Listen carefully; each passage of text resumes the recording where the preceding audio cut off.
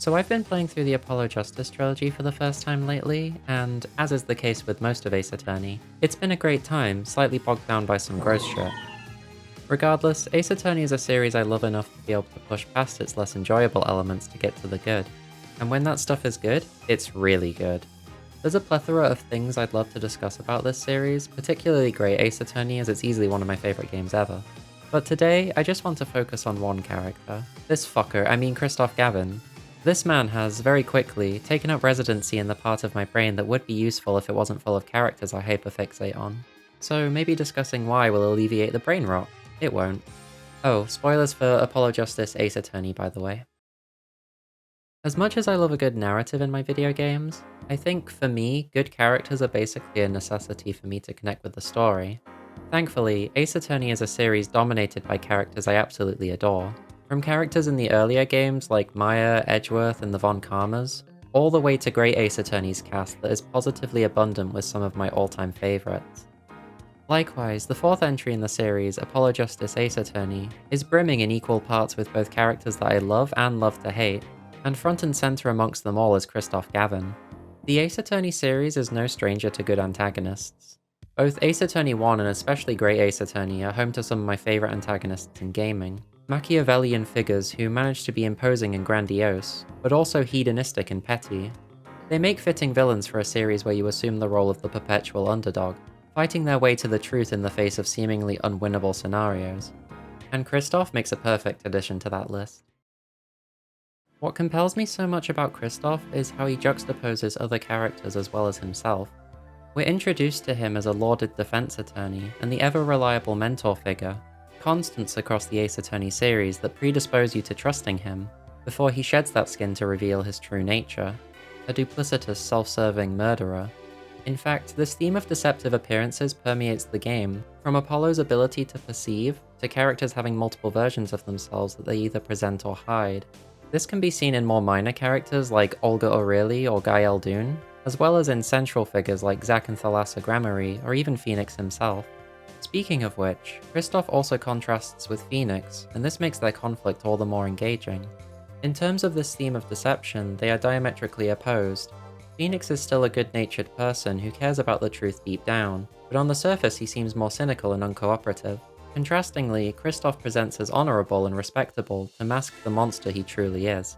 They are also both blue, which connects them from a design perspective.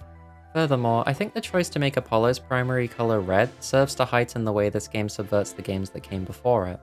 Edgeworth and Phoenix also adhere to this blue-red dichotomy, but this time the position of antagonist and protagonist are swapped.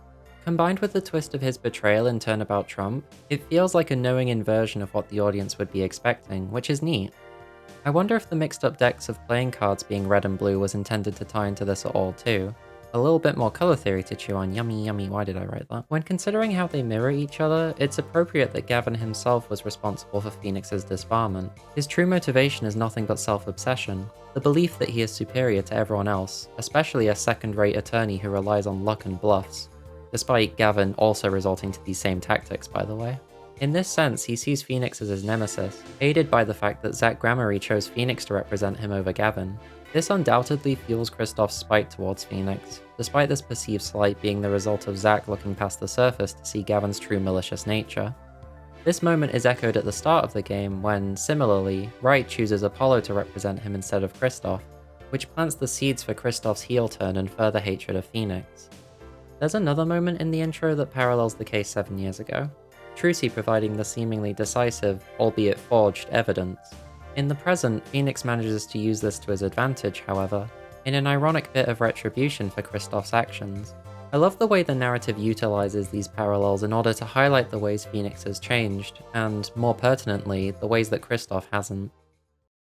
Eventually, of course, in the finale, Gavin's twisted idea of what the law should be is dismantled by not only Apollo's blossoming skill as a lawyer, but also the introduction of the jurist system, aided by Phoenix Wright and the opinions of who Kristoph views as a mindless emotional mob of irrational mouth-breathers, acting as the final straw to destroy his sense of self.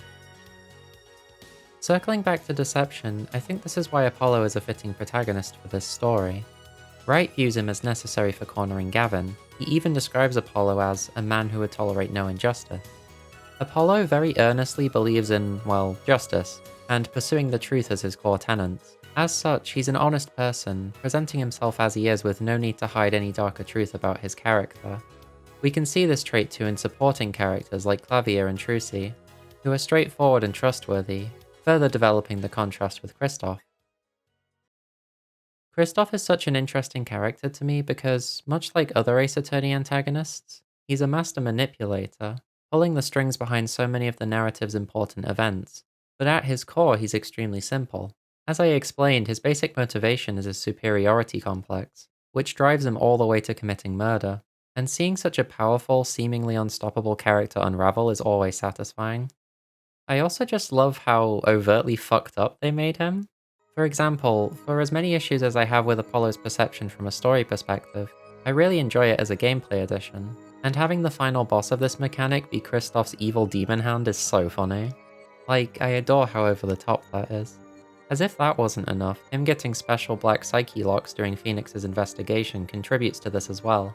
These remain pretty ambiguous even by the end of the game, but it's clear enough to interpret his staunch refusal to divulge his secrets, especially to Phoenix of all people. Again, I love how the heightened drama is conveyed through the gameplay mechanics.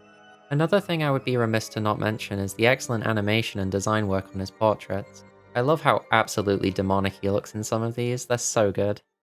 His name factors into this too, as in Japanese his name is Kirihito. When written in kanji, this can be reversed to derive the word hitokiri, which just straight up means killer. The English localization, however, chose a more subtle approach. Kristoph, as derived from Christ, ties his name into the angel and demon motif that is occasionally applied to his character. This evokes that duality in his character I mentioned before, the juxtaposition between the respectable appearance he presents to the world, as Phoenix knowingly says, "I know appearances are a big thing with you," and the malice brewing just under the surface. I mean, if all that wasn't enough to demonstrate what a shitty person he is, the fact that Vera as a defendant is probably the most likable and sympathetic in the series thus far should be enough to make your blood boil. Like, fuck this guy. So yeah, as I was saying, I really like this guy. He's not by any means my favourite Ace Attorney character or anything, but he has been the latest to catch my interest, I guess. One thing I wish was explored more with him, however, is his relationship with Clavier. I really like Clavier. Again, not going to be topping my favourite characters list, the only thing he tops is Apollo, but I enjoy him. Watching his relationship with Apollo grow and just his general presence is enough for me to say that. I just wish we saw more of the development and changes in his attitude towards his brother prior to the climax. Like, I really love the role Clavier plays in that climax, and seeing him crack under pressure and work with Apollo as he realizes the truth is great. I just feel it could have been improved had we seen the two's dynamic develop more. As it stands, it just kinda seems like Clavier doesn't have that strong of a reaction when the people closest to him turn out to be murderers, which is weird. But anyway, that's my funny little exploration of Kristoph. The way he contrasts with Phoenix and alters Apollo's character, as well as his inflated perception of grandiosity, both make for a compelling and entertaining antagonist to see crumble. The way this ties into the game's grander mysteries and plot threads only serves to make him more intriguing. And the whole climax section where Apollo, Clavier, Phoenix, and the newly established jurists all come together to back him into a corner is one of the most hype moments in an Ace Attorney game, up there with Trials and Tribulations and Great Ace Attorney's final cases. Speaking of which, I'll likely end up talking more about Ace Attorney in the future, but for now this was what was on my mind, so this is what I ended up talking about.